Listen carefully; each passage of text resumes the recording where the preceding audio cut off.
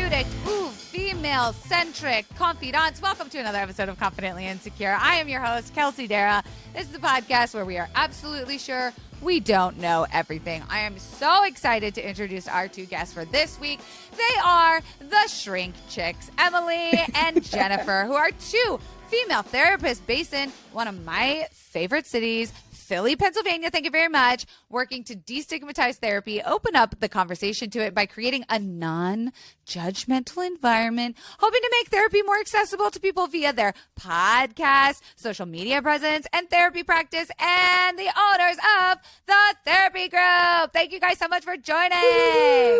Thank you for having us. Wait, also, let's talk about Philly for a second, because very rarely will people be like, oh, I love Philly. We fucking love Philly. It's dirty as shit. It's so exciting, but when usually nasty. Yeah, it's just so nasty, right? But usually non-Philly people are not repping Philly. Yeah. So thank you for that. See, I think it's because I was originally born in California, which is like kind of nasty in its own right. But then I grew up in Florida, which is like a beach Philly almost. And then I go to Philly all the time for work, surprisingly. And my boyfriend has played a bunch of shows there. Bitches are hot as shit. The food is good as fuck. I love riding my little bicycle around the city. I've never had a bad time in Philly. Yeah, I know. But it's interesting, right? When you talk about Florida to Philly, there's like a difference between like sewer people and garbage people. But we're still trash. Yes. And like, we don't talk to New Jersey. New Jersey's its own thing. We are like, right, absolutely. Yeah. Absolutely. Right? We just go down the shore. So tell me, what is like the therapist scene like in Philly? It's saturated. It is. There's a shit ton of therapists in Philly. Believe it or not, people are also really depressed in Philly. What? Not always sunny in Philadelphia. Yeah. You guys have cheesesteaks. Impossible. You would think that it would just take away everyone's mental health struggles, but believe it or not, people are also very depressed and anxious, I would say. Everywhere. Everywhere. Yes. And how has I'd say that, yeah. Yeah, no, you go. I would just say the general state of the world on fire, a lot of dumpster shits, Makes it you tough. literally, you took the first question out of my mouth. I was going to be like, yeah. I want to know about like your personal journeys and everything. And that's all good. We'll get to that. But what the fuck are we supposed to be doing right now? Are you guys busier than ever? Like, what's going on? We will speak for every therapist right now, which is we're very overwhelmed and we're very traumatized. And everyone is full. Everyone's therapeutic practice is full. If you're looking for a therapist right now and you're struggling to find one, it makes sense because everyone is in therapy. Yeah. It seems like therapists are also in therapy for the overwhelming clientele that I'm sure not only buffed up during the time of the pandemic, but also now with what's going on in the world. Like, what is the most common feeling or complaint that you guys are hearing? Anxiety. Depression, anxiety, general existential dread and crisis, right? I would say. Such a fear of what could possibly happen next, right? Yeah. Feeling out of control of what's happening, which is, pretty realistic. And then I think also, right, like the reality is like we're millennials. We see a lot of millennials. We have like our entire practice is about being like psychobabble, bullshit free. We're not going to talk about those terms. We are all very good people. With that, we're also doing a lot of the same stuff as other people. So we're trying to shop. We're trying to travel. We're doing a lot of unhealthy coping skills in a manic way. I said it, not me. We're running down. That's another really unhealthy coping skill. It's like that euphoria sound that's like, wait, is this fucking play about us? Like, you guys are describing me right now. Yes. Right? Yeah, we're running out of skin to tattoo. It's a thing that's happening. And we're trying every coping mechanism we could possibly use. But I think there's a few Girl, things, I'm about to start ketamine therapy. Shit. We were just talking about I'm starting ketamine in a few weeks. That's so funny you just said that if you want to talk about it. Oh, I want to talk about it. Wait, I cut you off, so tell me what you were going to say, and then let's It doesn't matter. Let's go to ketamine. I don't know. I don't care. Okay. Tell me, what, how could you, as the therapy group, be going to do ketamine therapy? You got to try it. Because, one, I do believe in trying every single thing before I recommend it to a client. Yes. Like, that is a very big thing that we do. That if anything that we're recommending, we need to try ourselves. Because we're big believers that I can only take my clients as far as I'm willing to go myself. Amen. Right? Like, so like we really believe in like practicing what you preach and modeling all of that behavior. And ketamine is really big. It's it's regulated. There are ways to do ketamine assisted psychotherapy. If you are someone who has what's seen as treatment resistant depression, you are a very good candidate for ketamine. And the reality is we're talking more about psychedelics in general.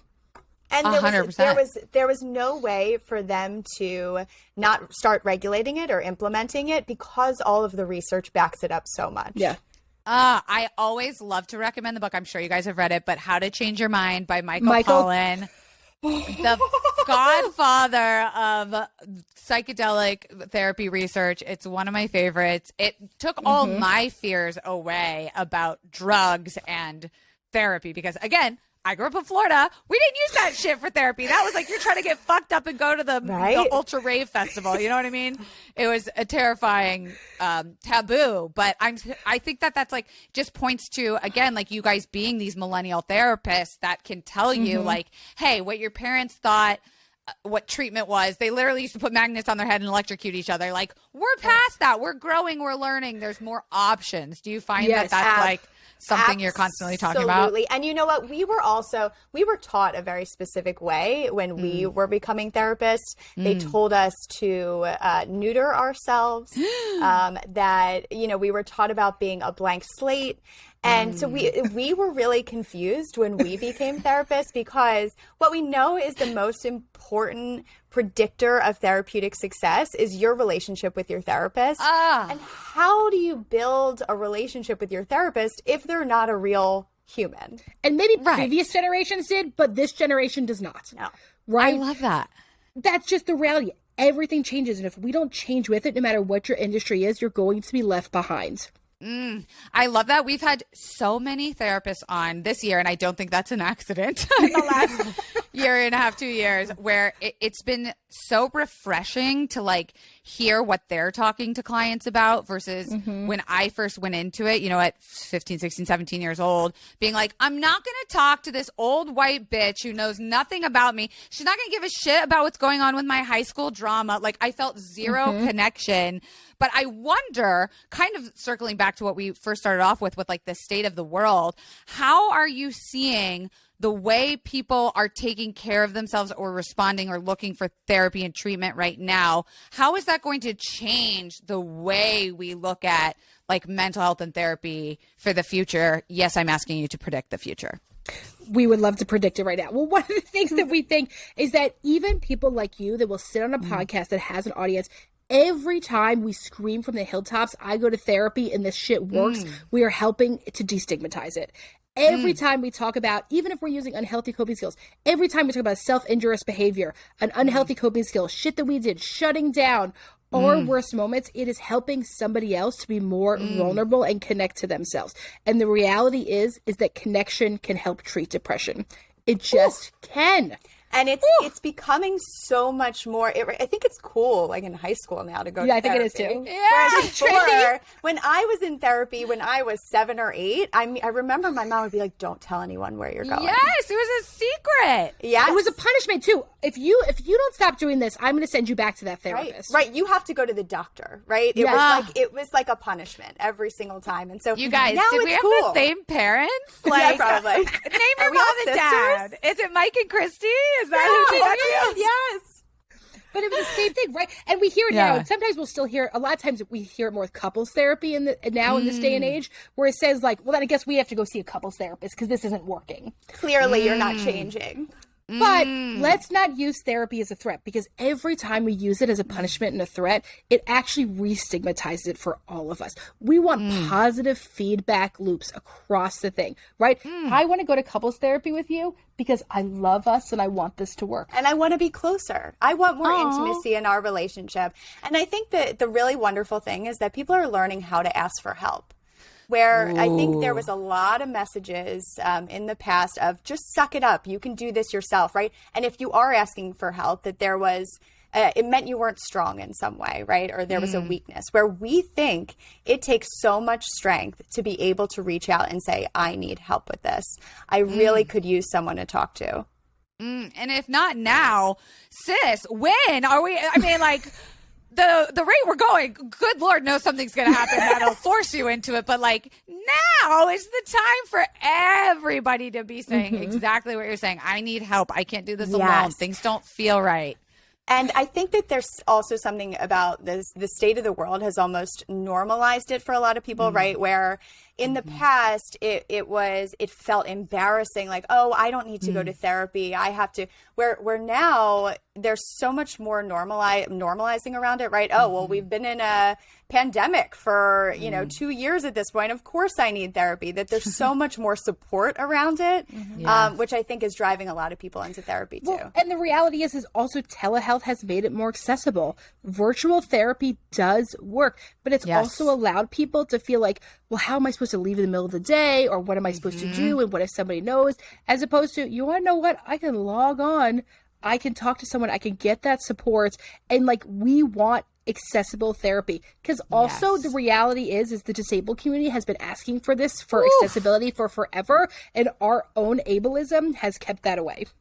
Ooh, and it took a fucking global pandemic, the recession, or like the inflation, and potentially World War III for us to go like, maybe we'll do what like the straight white rich guys need and make therapy more accessible from home. And I've said that BetterHelp sponsors this podcast. That wasn't an ad, but I have said I don't think I will ever go back to in-person therapy, because sometimes what I didn't realize was like, I didn't feel comfortable enough in this space, even though I'd been going to her for years, that, someone's tears were on this couch from half an hour ago, that I was like, who cried here last? And I needed to be at home in my bed, cuddled up with my cats, in order to like cry and be as open and vulnerable as I could be. And I don't know if you guys see that change too happening. Absolutely. There is something about being in your own environment. And also there's a level of safety. I think that it being telehealth, there's a level of safety there where like, if it feels unsafe, you could just close the computer. It's so much easier to just close the computer than fucking I'm leaving. I'm done here, right?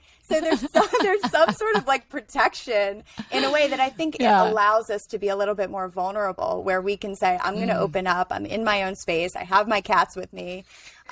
This is really helpful. It feels more comforting. While there is other people who do feel that getting out of their environment helps them a little bit more, especially if they're living with someone and they want to talk about the person that they're living with. Sometimes those boundaries are really necessary. Those floors are really thin in this the amount of therapy that I've done with my telehealth therapy with my clients who have been in their car has been wild over these past 2 years. Wow. Couples in their closets, right? With their kids like fingers coming underneath. But the reality is that we should all have options for what works for best of us. And that's the other thing is like, let's listen to some of these marginalized voices, because probably what they're saying probably makes a lot of fucking sense to have more options in this world. And why not make it accessible in all the different options for every different type of person of what works for them? And can I just blame the patriarchy on everything, right? Because like even my girlfriends who are Black women were like asking me for help, like, oh, where should I reach out for therapy? Because, I am like the mental health guru of the group chat. And I'm like, honestly, here's my resources. I don't know that I can confidently say I know where to find women of color or indigenous voices or disabled voices or like pain management therapists. Like there's so many communities that like, again, going back to what you said, how do we change these systems? How do we say like, listen, you don't need to get into a prestigious university that, only picks a certain amount of people, or like what can we do to make it more accessible and inclusive and diverse? Well, it really does often go back to money. Right? Who are the people that are able to afford to go to grad school? And why is it that we have gate-kept mental health that you need a graduate degree to do this? Why is this a thing? Why did I have to take Theater 100 and fucking to go to college to then pay a whole bunch more money to go to grad school? This really doesn't make sense, right? So there is a larger systemic issue, right? And then it also takes people like us, white cis women, saying, actually, what you do is you go to therapy for Black girls, or you could look at inclusivetherapist.org and their directory system, right? If we all start educating ourselves and taking fucking responsibility, as opposed to being, we don't need to be white women that specialize in people of color. We should be white women that specializes in disarming white supremacy. That's not our fucking place. Let's stay in our own lanes. And that's okay. And that's okay. It doesn't say anything wrong about us. Yes, that's the correct answer. Congrats. Yes, that was it. It's very easy to do, actually, right? Like, this is actually something that's not that simple, complicated, unless you're resistant to it, right? It's very easy for us to say, well, who else is speaking on that panel? Wait, there's no one of color, there's no one in marginalized community, then no thank you from us. Right. This doesn't make any sense. It's okay for us to say no to lots of stuff. So I think when we think larger terms, who can afford to go to grad school? Who is getting into grad school? We went to a program that it was mandatory to do it full time, so you were unable to have a job at the same time.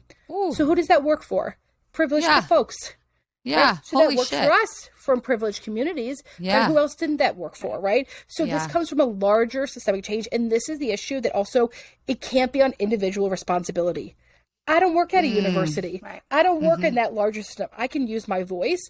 But when we make it about individual changes, we're also then not making those patriarchal white supremacist systems actually have to do hard work. Ooh. Oh, say it loud. I mean, Jesus, I hope you've got this episode on repeat, confidants, because there is some knowledge being dropped right here.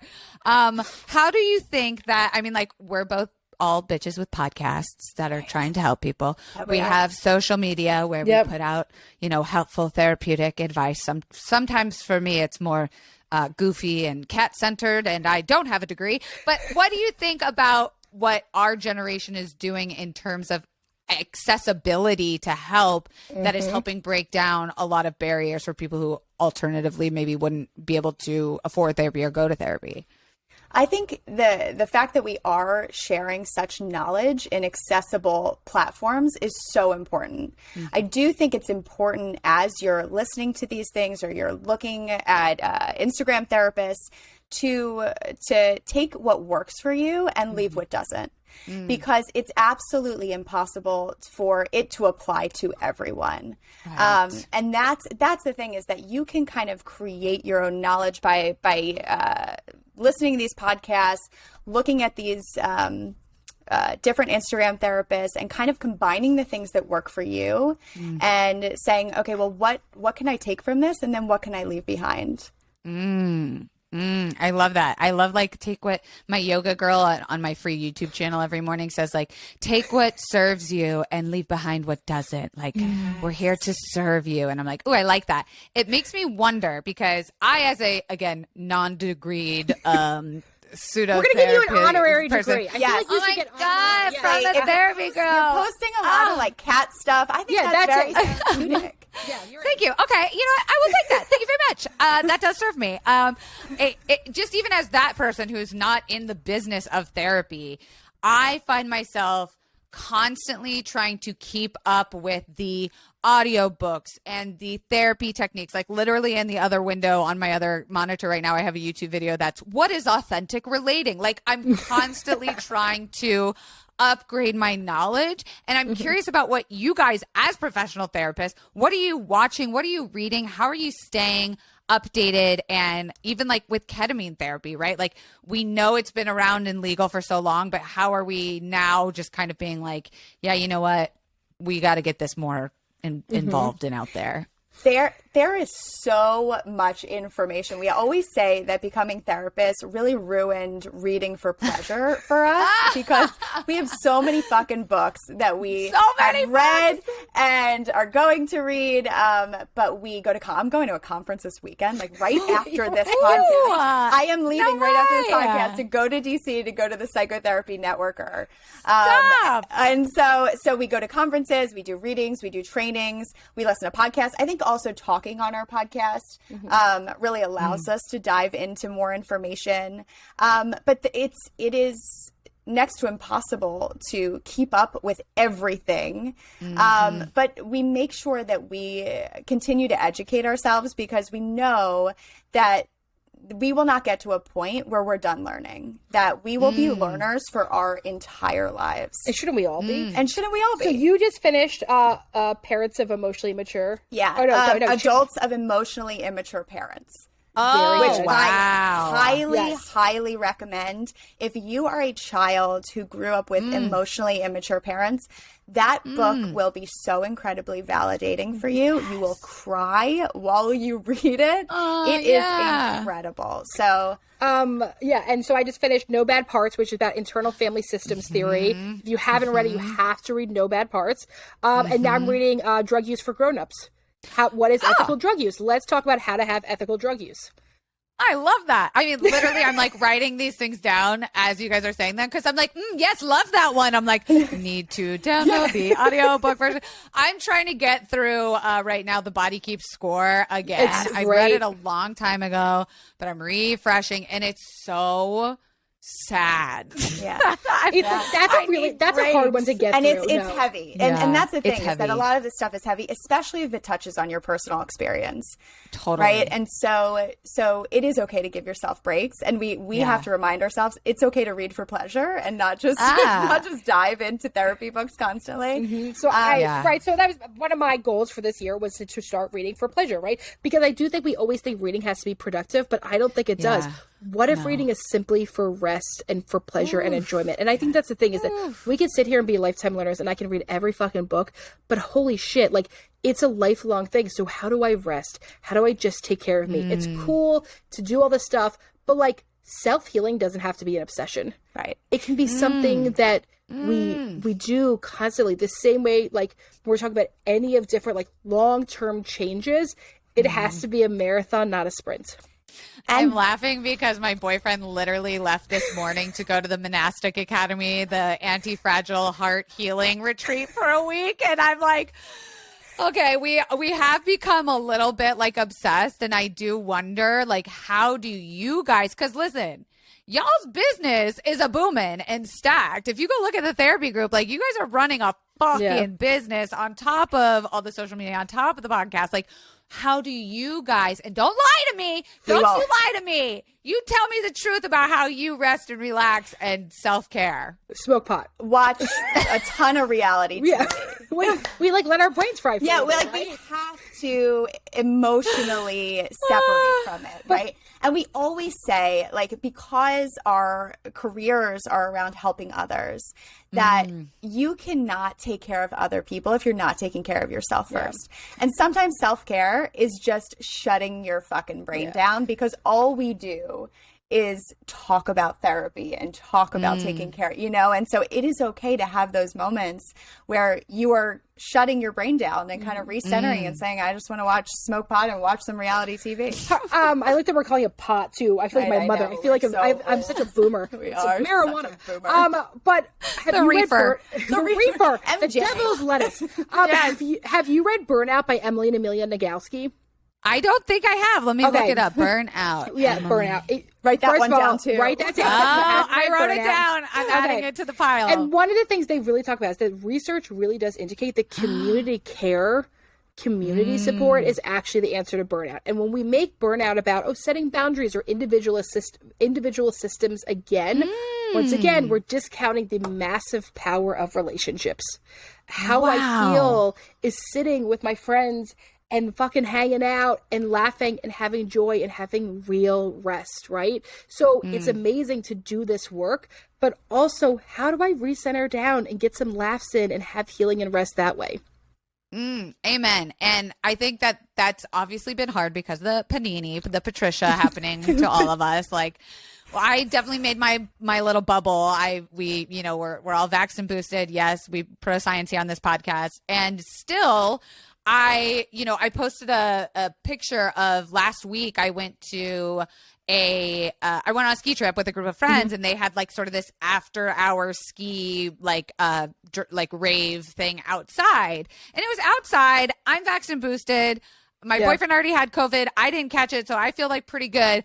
And still in the comments, I got people being like, "This is so unsafe. This is like we're still in the middle of a pandemic." And to me, I still feel like we're struggling with the panini, and I'm trying to go back to living my life. And I think I got caught up in like, my first instinct was I wanted to get defensive and be like, no, I'm safe. Like I'm outdoors. We were literally there dancing for like 15 minutes, but I didn't because, you know, you don't want to engage in that kind of social media stuff. But like how do we deal with the guilt of wanting to live our lives, go back to our friendships, like be as safe as we possibly can, and also giving a shit about like what other people think of our status as like, you know, I felt like I was being called out as like an anti-vaxxer almost. Like I was like, not the same. You know, one of the things that we've really been able to learn from public health, especially from STIs, is the fact that risk management matters. And people are still allowed to have whatever sex they want, right? How do you have safe? And I want you to think about the same thing. I'm never going to shame anyone for a sexual decision they make. Every person gets to make that for themselves as long as it's consensual. That's all I care about, right? So risk management is a personal thing. Now, we're also talking about something that affects in large marginalized and disabled communities. How do we protect other people, right? Yeah. So that being said, if you're thinking risk management for yourself, then how do you be also respectful? Hey, if I'm going to go hang out with other people, how do I test? How do I take care of myself? The same reason if I was having sexual behavior and having a new partner, how do I test and take care of others? Because we should have group ideas of how I care for others. But it's the same type of public health risk management. How do we actually, right? Like, don't be fucking stupid. Like, I don't know, take the vaccine. Like, this is, we can't keep having this conversation. This is, right? Yes. You know, right? Like, the reality is like, I think last month they still did have the deadliest month that's been on record of the pandemic I saw, right? People really are. So how do we have, the reality is they're now calling it an endemic, which is what the flu season is. Where it's never going to be. Okay, it's never going away. Yeah. Right. Exactly. Right. But also, we're just going to stop talking about it as much. Yeah. But also, once again, but maybe talking not. about it. Maybe not. Maybe we'll talk about it forever. True. But I can imagine if there was, you know, if there was more kind of social media, if there was more ability to talk about when the flu came out, like it would have been the same thing. Good point. Yes, points so were made, true, right? And so when you want to think about what's, once again, we're talking about on an individual level as opposed to a larger public health policy. If they take away mask mandates, there's nothing I can do about that. Right. That's kind of how I felt. I was in Vegas yesterday visiting family, and they're done with masks. And I was like, what the fuck? It felt so crazy. Right? Philadelphia had a full vaccine and mask mandate, and they just took it away. Yeah, it's away. Literally within, like, I feel like 24 hours. Yeah. They just took it away. They're not checking vaccine cards anymore, and we kind of love that. But, well, yes, because like you guys who know your status and know your risk management levels, like you guys know what you are comfortable with. And I feel like that's where I'm getting like, there was one comment that like stuck with me, and now I'm just turning this into a personal therapy session. Okay. Let's do it. Help me work through this. But it was like, you know, people were commenting on the photo of me being at this like outdoor ski thing. And it was like, I'm surprised that she posted this because she's an advocate for the chronically pained and ill. And someone else wrote like, yeah, it's performative. She's giving me like performative activism. And I was like, how dare you? My entire life's work reduced down to a no contexted moment. Like I just was so appalled that someone could feel that way about me. And then I had to go into my practice of like, they don't know me, that, you know, if they're really feeling that way, like maybe it is best they unfollow me, like whatever's good for them. Like, I don't know if you guys struggle with this too, but like as therapists, do you constantly need to feel like not perfect? Cause like you said, you're humans and that's like your superpower, but like, I don't know. Do you struggle with anything like that? Absolutely. Because we're human. We're fucked up. Too. That's why I'm being a therapist, actually. My question is going to be, how many positive comments did you get on that? And how many neutral comments did you get on that, right? It's way wild. Exactly. And so it's wild because just as human beings, we look at the negative ones and we hold on to them. And they are so painful. And we talk about even in relationships, right, that it takes 5 positive connected interactions to combat 1 negative one. That's research now. That's research from the Gottman Institute. Yes. So right, so we talk love Gottman here. Yes, love Gottman. Exactly. So we talk about it in terms of like it's a 5-to-1 ratio. So okay, so I got to go outside and like have people compliment me or something. Exactly. Get out of here. But you know, just when you're in the public eye, when there's a lot of, you are going to have people who are going to make comments that are hurtful, scrutinize, project their own stuff onto you. Yes. And it brings up, it's like people like to feel like moral elitism, right? Like I'm better than you. And like, right? Like who did Seat COVID at the table. best? Yeah. Who did? I won COVID. I never went anywhere. I never took off a mask. Right? Yeah. I like nobody wins this. People have died. People have lost. Yeah. Everyone's struggling in their own way, right? It doesn't help anything to put more of that out. Like nobody, like White was the best COVID survivor, right? Like, and the same thing. And one of the things we've heard people talk about is like one of the things we've seen is when people actually get test positive, is there could be a shame spiral that comes with it of like I did something wrong. No. Same thing with the STI. It's not like that. There's nothing wrong. It just is. It's a virus. And did you guys notice that, like, I felt like that, at least in LA, because LA was on and off the radars. Like, it was one of the most, viral cities, as we should be. We love the attention. Like, I felt like the shame of it stopped after Omicron with the super viral one, like the very contagious one. Like in the beginning, it was like, oh my God, that person's so unsafe. Like, fuck that person for going out. And then it was like, well, now everyone has it and everyone's getting it and it's quick. And it's like, and I felt like the shame really just turned off one day. And we were a little bit more acceptable. Absolutely. I completely agree with you. I think because everyone was getting Omicron. Also, I think because the symptoms were so much less severe. Yeah. And the holidays. For some people. For some people, right? Some people it really was. Yeah. It's an interesting thing. So we both got Delta. I love how like that's thank you. That should be like on your resume, right? I had vintage. Delta. Very retro. Really cool. And we got it at the same time. We did from podcasting. Probably because we were probably fitting into the same mic. Actually, from my daughter brought it home from school. And that's the nice thing about having a kid, right? And so we got Delta, right? But I was almost embarrassed, especially when it was in August when like kind of no one was getting it. And I was like, oh my God, it was really bad, right? And wait, can we tell the story? So Emily said to me, tell the story! Emily said to me, like, wow, like I'm really not feeling well. And she was like, I was like, oh, maybe you have COVID. Like you should probably get tested. And she was like, no. Yeah, and then she got tested. She called me back. She was like, oh my God, it's positive. And I was like, you know what? Now that you say something, I can't taste or smell anything. Oh my God. The better part of this story, you want to know? I'm going to really, okay, now you're tell us. I wasn't going to out us. Was the day before the day before we had a fully outdoor staff party. No one else got it besides us. It was all outdoors, spread out at my house. But the next day we had to email the staff and say somebody tested positive. We said somebody tested positive. It was us. It was the fucking owner.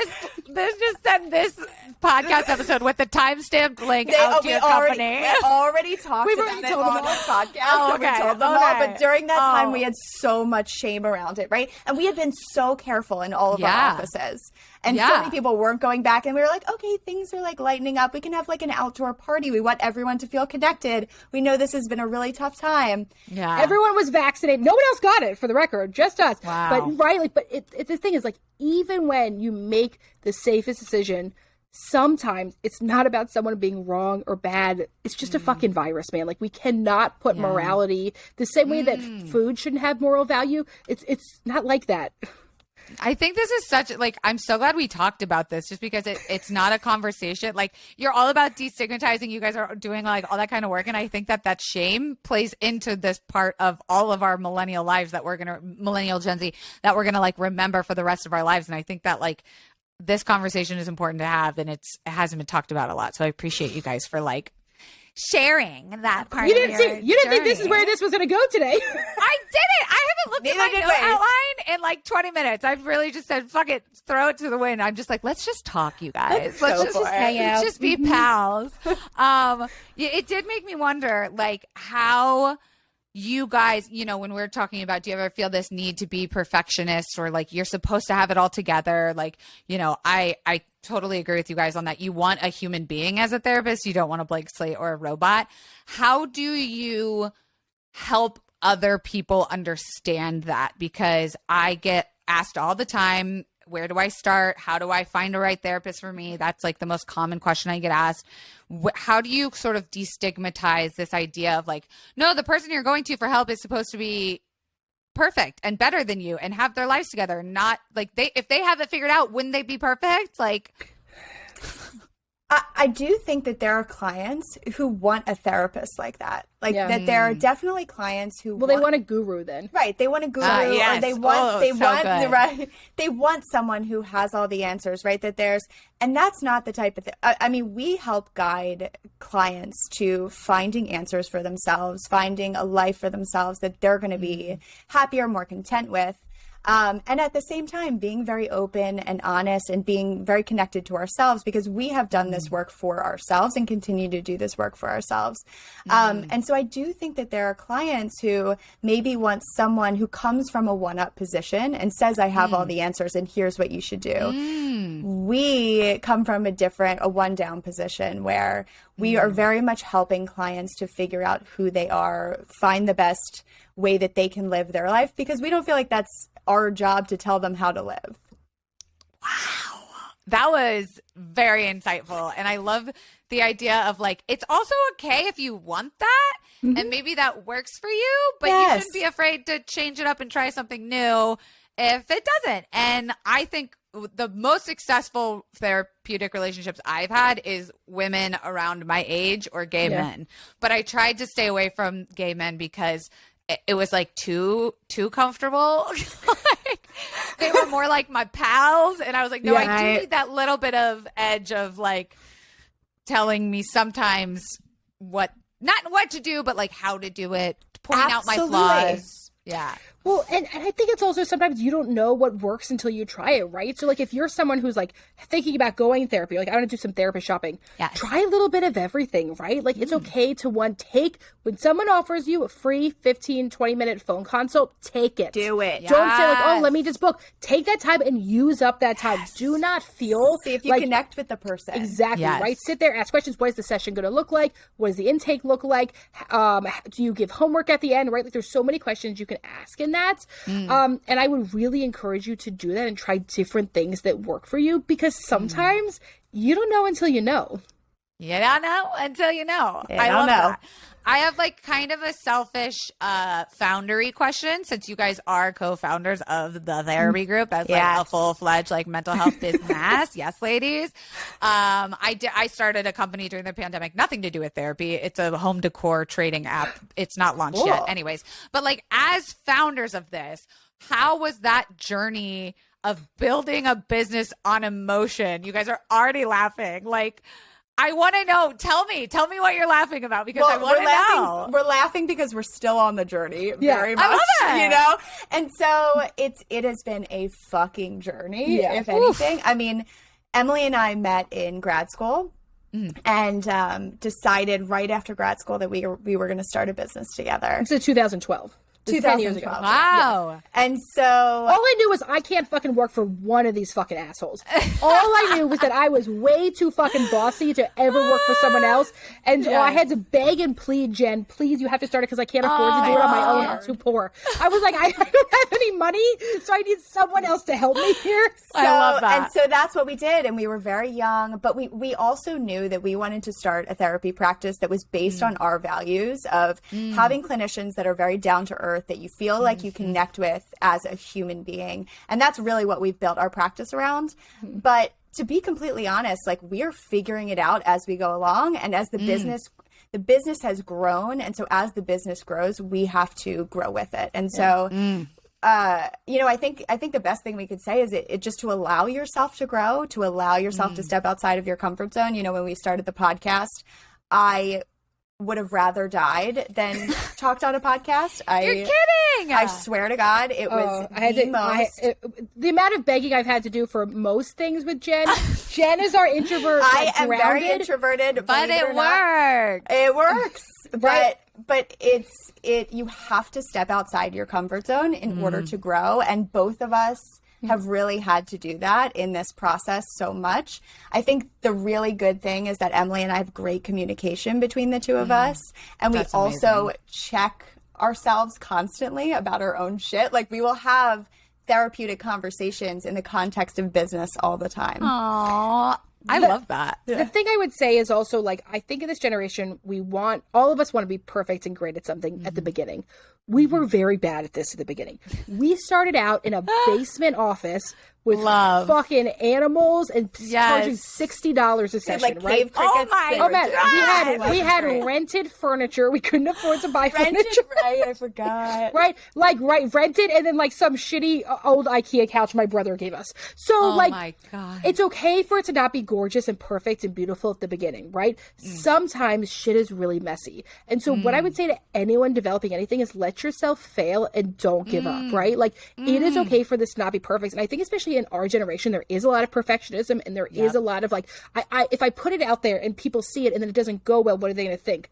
Sure. And that was a big fear with the podcast too. If we start recording, everyone's going to make fun of us because who doesn't have a podcast these days? Right. Although it was in 2019 and a few less people have it. A little bit ahead early.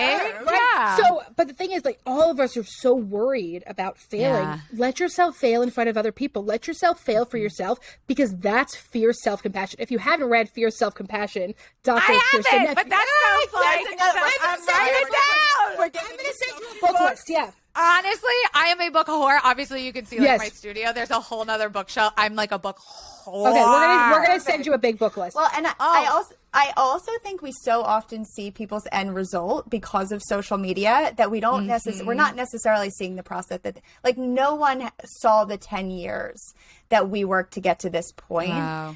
Before the 30 clinicians, before all the followers. And so I think people put so much pressure on themselves to do that right off the bat because that's all we're seeing through social media, right? We're only seeing the successes. And so for anyone who's listening, who's starting a business, it takes so much time and it is such a journey. Once again, we're still on that journey. We still have to have difficult conversations all the time and grow with the business. And so just knowing that to demystify the fact that it takes a lot of time and it takes a lot of pain too to get to this point. Yeah. How else do you grow? Yeah. I love too the idea of like therapeutic sessions for business because my team is all women. We're all very in touch with like our zodiac signs. Like we start every meeting with like a personal win and a business win. I just do think women make better leaders. That's a whole nother podcast conversation. No, we agree. We agree. Yeah. Okay, good. Holy shit, you guys, Jen and Em, you guys are absolute gems. Ha! That rhymed. I should be a poet. I would also love to be friends IRL because, I said, I come to Philly all the time. And if you guys come to LA, I want to be friends. Absolutely. And please tell us, confidants, where we can find the Shrink Chicks, where we can find the therapy group. How do you want to be found and used, babies? So if you're looking for a clinician and you are in Massachusetts, New York, New Jersey, Delaware, Pennsylvania, Florida, or California, we would love to help you find a clinician that works for you. If you are looking and just thought, hey, I'd like some free content, you could check us out. Shrink Chicks, anywhere you get your podcast or on YouTube. We have social media where we put out lots of free content as well with Shrink Chicks or at the therapy group, but it's spelled different. GRP, not GROUP. The person who owns it tried to charge us like $10,000. We said nah. We said nah. We'll just take the fake one. Yeah. So we got the fake one, GRP. Yes. Fuck that guy. Right. I know. I had to buy my name. I had to buy my name from someone who didn't. Their name wasn't even Kelsey Darragh. The confidants know that story. It was a whole saga. But right. So yeah, if you're looking for an amazing clinician, even let us try to help you out. We believe that every person deserves unconditional positive regard, deserves to feel safe in therapy, deserves to fucking grow whatever their speed is. We want to meet you exactly where you're at. I can't think of a better little topper with a cherry on top. You guys have been so great. Confidants, please check out all those links below. And I would love to include the book list you guys sent out. Oh, yes. I'll email it to you. Yep. I will put those links below as well. Let's do like a little book club this month with it. And don't forget to listen to Shrink Chicks, the podcast. That will also be linked below. And hey, give us a 5-star rating. I think we could all do a little good right here. Go over to Shrink Chicks, give that 5 stars. Give Confidently Insecure 5 stars. Like if you're just feeling lovey and happy after this bubbly episode, go ahead and throw us a 5-star rating. And we will see you next week. Thanks, Jen and Em. Thank you. Thank you.